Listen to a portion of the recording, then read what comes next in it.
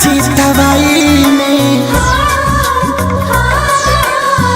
एक तो हम चलतानी राजा जी दवाई में चूमा मांगेला टेकटरवा वाला गेहूं के कटाई में चूमा मांगेला टेकटरवा वाला गेहूं के कटाई में।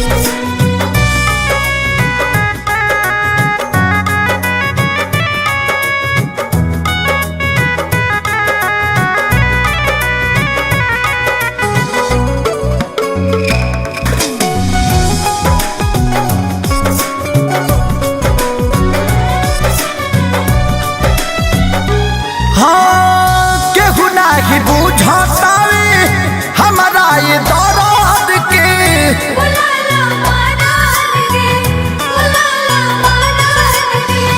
तरी में के बोझा हमारा अखिया के सोझा हो धाली सरद के आगे पीछे घुमाता रहत बाई में चूमा मांगेला टेकटरवा वाला गेहूं के कटाई में चूमा मांगेला टेकटरवा वाला गेहूं के कटाई में।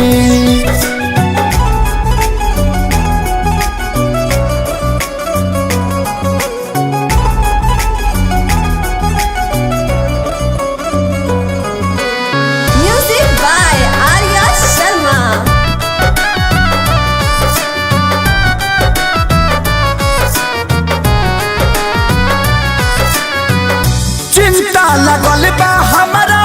खेत खरी हलिया के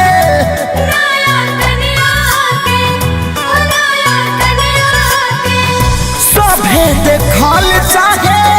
चहली जवनिया के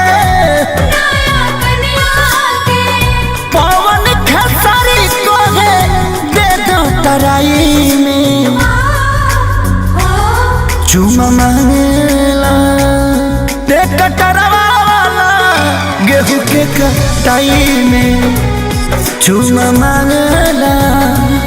टेकटरवा वाला गेहूं के